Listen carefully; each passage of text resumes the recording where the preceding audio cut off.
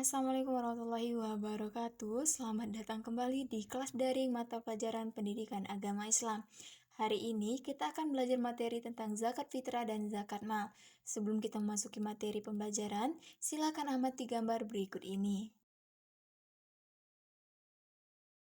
Sebelum memasuki ke penjelasan materi, di sini saya akan membacakan dalil dari zakat, yaitu surah Al-Baqarah ayat 43. A'udzu billahi minasyaitonir rajim. Bismillahirrahmanirrahim. Wa aqimus sholatan wa atuz zakatan waraka'u ma'ar raki'in. Shadaqallahul azim. Artinya, dan dirikanlah sholat, tunaikanlah zakat dan rukuklah beserta orang-orang yang ruku.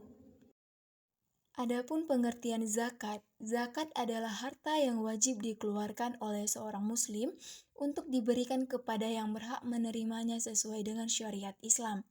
Arti zakat sendiri secara bahasa adalah menyucikan. Zakat ada dua macam, yaitu zakat fitrah dan zakat mal. Adapun pengertian zakat fitrah adalah zakat yang wajib dikeluarkan setiap jiwa atau orang yang mukmin di bulan Ramadan. Oleh karena itu, zakat fitrah hanya dilakukan sejak awal bulan Ramadan sampai menjelang sholat Idul Fitri. Hukum zakat fitrah adalah wajib bagi semua umat Islam. Bahan-bahan yang dipakai untuk berzakat fitrah adalah bahan makanan pokok yang mempunyai sifat mengenyangkan, banyak ditanam orang dan tahan lama. Besarnya zakat fitrah yang harus dikeluarkan dalam setiap jiwa adalah 1 sah atau 3,1 liter atau sama dengan 2,5 kg atau uang yang seharga bahan makanan pokok. Selanjutnya yaitu syarat-syarat muzaki zakat fitrah atau orang yang berzakat, yaitu yang pertama beragama Islam, yang kedua mengalami kehidupan di bulan Ramadan, dalam hal ini termasuk bayi yang sudah lahir sebelum matahari terbenam pada hari terakhir bulan Ramadan. Demikian juga seorang yang meninggal sebelum matahari terbenam pada akhir bulan Ramadan. Yang ketiga yaitu mampu membayar zakat, artinya dia mempunyai kelebihan harta untuk mencukupi kebutuhan keluarganya pada saat hari raya Idul Fitri. Rukun zakat fitrah. Zakat fitrah memiliki 4 rukun. Yang pertama niat, yang kedua adanya muzaki, yang ketiga adanya mustahik, dan yang keempat adanya harta yang dipergunakan untuk berzakat fitrah. Yang pertama niat. Apabila diucapkan, bacaan niatnya adalah nawaitu an ahrija zakatal fitri an nafsin fardo illahi ta'ala, yang artinya saya berniat mengeluarkan zakat fitrah untuk diriku sendiri karena Allah Ta'ala.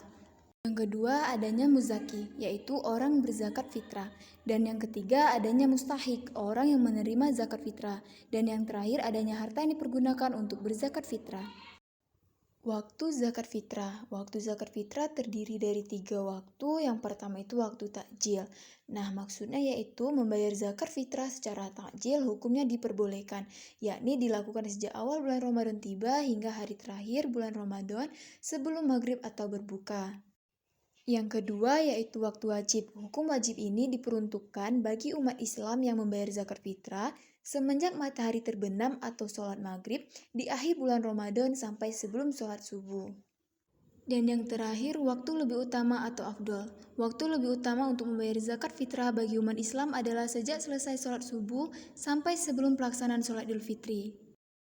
Dan yang selanjutnya yaitu zakat mal. Pengertian zakat mal adalah zakat atas harta yang dimiliki oleh seseorang.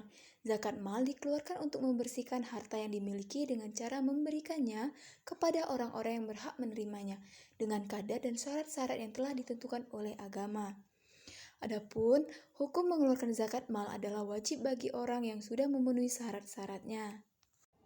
Syarat-syarat muzaki zakat mal atau orang yang berzakat, yang pertama beragama Islam, yang kedua merdeka tidak hamba sahaya, yang ketiga harta milik sempurna tidak merupakan pinjaman pihak lain, yang keempat harta mencapai 1 nisab, yaitu nisab adalah batas minimal jumlah harta sehingga wajib dikeluarkan zakatnya.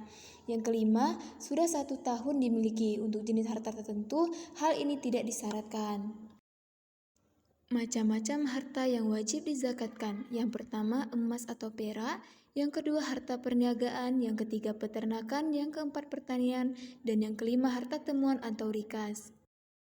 Yang dimaksud emas dan perak. Emas dan perak yang wajib dikeluarkan zakatnya adalah emas dan perak yang merupakan harta simpanan. Emas dan perak yang disimpan ini diwajibkan dikeluarkan zakatnya apabila sudah dimiliki selama 1 tahun. Nisabnya adalah nisab emas 93,6 gram atau pendapat lain 85 gram. Nisab perak 624 gram.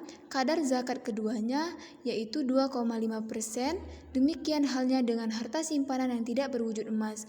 Misalnya berbentuk uang yang ditabung juga harus dikeluarkan zakatnya. Besar nisab dan zakatnya disamakan dengan nisab dan zakat emas.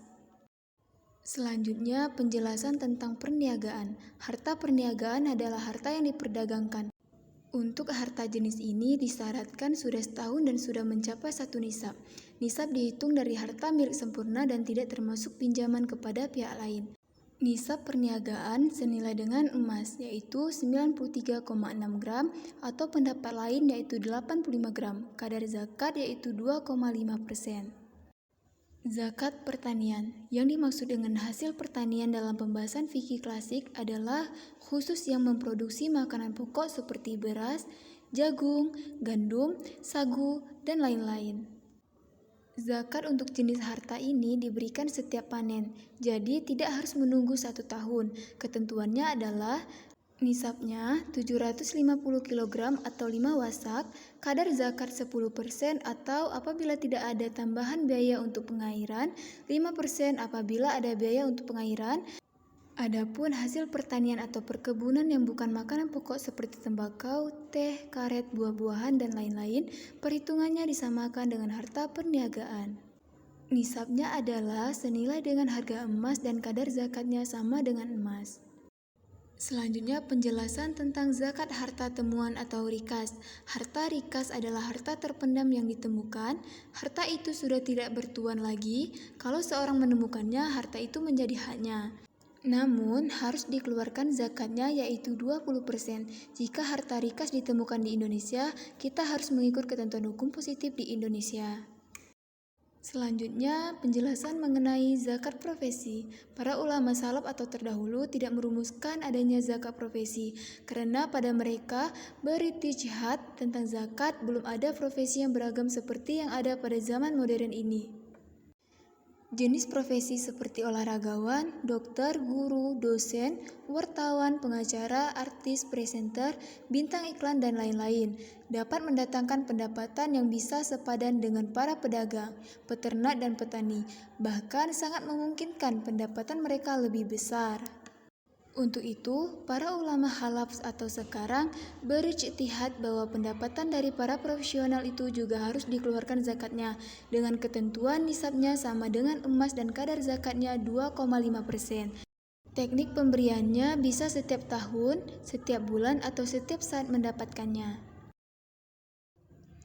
Orang yang berhak menerima zakat atau mustahik, yang pertama fakir, yang kedua miskin, yang ketiga amil, yang keempat mu'alaf, dan yang kelima yaitu rikab, yang keenam garim, yang ketujuh sabilah, dan yang terakhir ibnu sabil.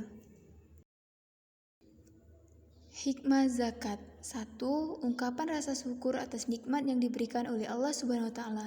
Yang kedua, mengurangi kesenjangan sosial antara yang kaya dengan yang miskin. Yang ketiga, menyucikan diri dari dosa dan memurnikan jiwa atau tazkiyatun nafs. Yang keempat, menumbuhkan sifat dermawan dan mengikis sifat kikir. Yang kelima, alat pembersih harta dan penjagaan dari ketamakan orang jahat. Dan yang keenam yaitu menolong, membantu dan membina kaum du'afa atau orang yang lemah secara ekonomi maupun mustahik lainnya ke arah kehidupan yang lebih sejahtera. Yang ketujuh, mewujudkan tatanan masyarakat yang sejahtera dan rukun dan damai. Alhamdulillahirrabbilalamin, materi tentang zakat fitrah dan zakat mal telah berakhir. Saya, Mardia Anugraini, jika ada kesalahan mohon maaf, kepada Allah saya mohon ampun. Saya akhiri, wabillahi taufiq wal hidayah, wassalamualaikum warahmatullahi wabarakatuh.